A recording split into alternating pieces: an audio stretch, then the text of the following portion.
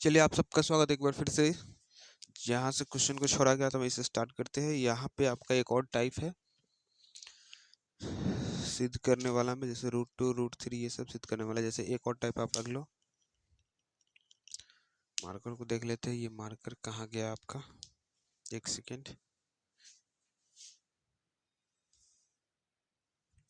चलिए यह हमारे पास जो टाइप है, जैसे कि मान लीजिए 7√5, ये हो गया एक टाइप। और जैसे कि मान लीजिए 3√3,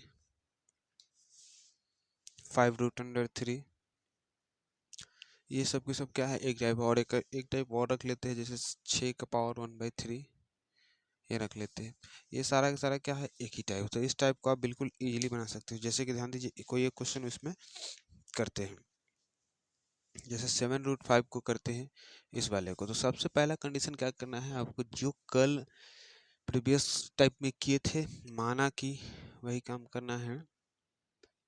7√5 सोल्यूशन करके एक परिमेय संख्या, हर एक कंडीशन में यही दर्शाना है।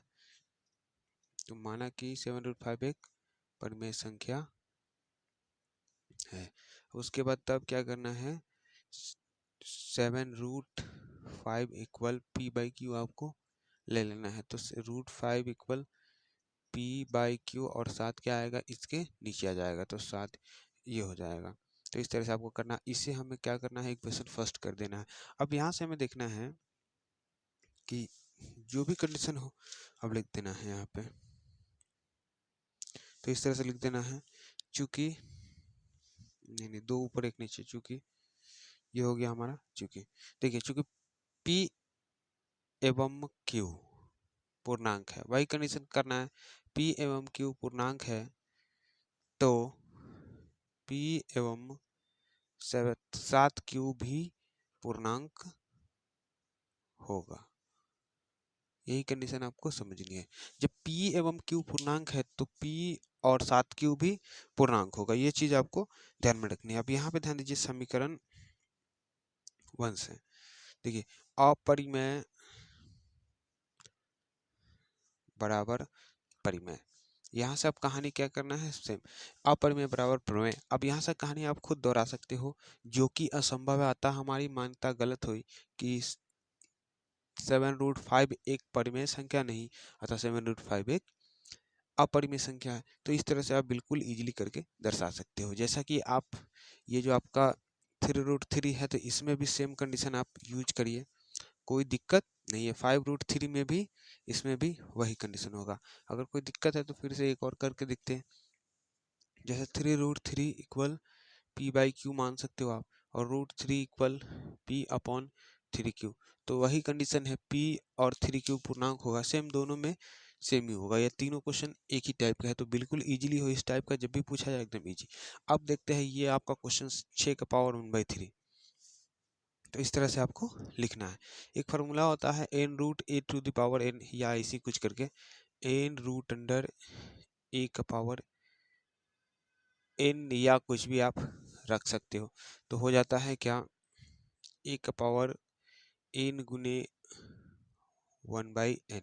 ये भी आप कर सकते हो। जैसे मान लीजिए, इसका कर सकते हो आप क्या, 3√6, इसको आप इस तरह से कर सकते हो। क्योंकि मान लीजिए 6 का पावर अगर 1 है, सपोज मान लेते हैं 6 का पावर अगर 1 है, जैसे मान लीजिए 3√6⁻1, तो ये फार्मूला आप बैठाओगे तो वापस इस फॉर्म में आ जाएगा, क्योंकि ए का वैल्यू यहाँ पे 6 हो जाएगा, और एन के जब मान लेते हैं 1 गुने, और एक का एक ही मान लेते हैं, और 3 का आप क्या करेंगे, 3 रख देंगे। तो ये हो गया 6 का पावर 1/3। इस तरह से आप बिल्कुल इजीली कर सकते हैं। चलिए, तो अब इसे क्या कर सकते हो, 3, ये जो 3 है बाहर नहीं, ये 3 मोड में है, तो मोड में 3 और √6। तो इस कंडीशन में आप क्या करोगे, सबसे पहले लेट, यानी माना कि, या यहाँ से करके भाषा बना दीजिएगा, क्यूबिंग ऑन बोथ साइड, या इस तरह से लिख दो। क्या करना है, 3√6 इक्वल p/q, इस तरह से कर। माना कि फिर, या इस तरह, 1 मिनट, माना कि भाषा बना ही देते हैं। माना कि यहाँ पे 3 मोड में लगाना है, 6 एक परिमेय संख्या है।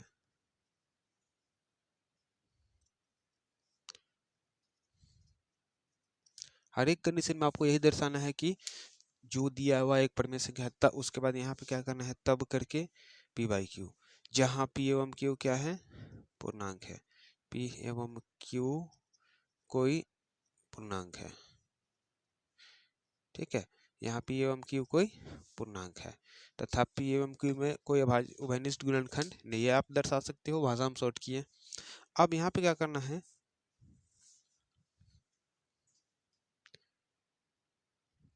चलिए अब यहाँ पे आपको क्या करना है, दोनों तरफ घन करने पर, यहाँ पे करना है घन करने पर, दोनों तरफ घन करने पर। तो यहाँ पे देख सकते मोड में 3 है, power 3 equal P Q upon Q. इस तरह से आप कर सकते हैं, या नहीं भी करना है तो एक बार इस तरह से करिए। कहने का मतलब अगर मोड में 3 है, कहने का जब तक इसका घन नहीं होगा तब तक रूट के बाहर नहीं निकलेगा। अगर मोड में 2 रहता है तो उस कार्य करते, मोड में 3 है तो घन करेंगे तो बाहर निकलेगा। ये 6 बाहर निकल के आ गया, पी क्यू अपॉन क्यू। तो यहाँ से आप क्या कर सकते हो,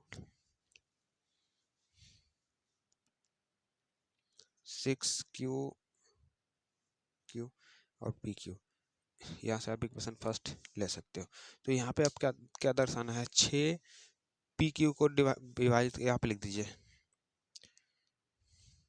क्योंकि 6 पी क्यू को विभाजित करती है, ठीक है।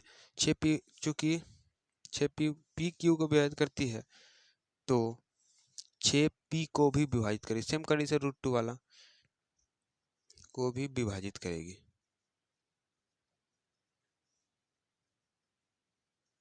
चलिए ठीक है, जब 6 पी क्यू को भी विभाजित करती है तो 6 पी को भी विभाजित करेगी। अब सेम कंडीशन लाना है कि अब क्या करना है, 6 को यहाँ लाना है तो Q को भी विभाजित करना होगा। अब यहाँ पे क्या करिए, P बराबर जो यहाँ पे है वही मान सकते हो, P बराबर 6 मान लीजिए। चलिए P का वैल्यू 6 मानेंगे तो समीकरण 1 से P का वैल्यू अगर 6 माने हैं तो यहाँ पे लेट कर लेना है, P का वैल्यू 6 मान लेंगे। तो देखिए 6 क्यूब, Q का पावर क्यूब, 6 का होल क्यूब, ये हो जाएगा P की जगह पर। नहीं 1 मिनट, 6m मान लीजिए, 6m, तब यहाँ पे m होगा होल क्यूब। तो क्या हो गया, 1 मिनट 1 सेकंड, थोड़ा सा वेट कीजिए। चलिए तो यहाँ पे आप देख सकते हो कि 6 क्यूब और यहाँ 6 का 36, यानी कि 216 हो जानी चाहिए m क्यूब। तो यहाँ पे आप देख सकते हो 216। अब यहाँ पे थोड़ी सी बॉक्स बना लेते हैं यहाँ से, तो 6 18 और यहाँ पे हो जाएगा, बच जाएगा कितना, 36 हो जाएगा 36, यानी कि cube cube equal 36 m cube. तो यहाँ पे हम लिख सकते हैं, चूंकि 36 क्यू पावर 3 को विभाजित करती है,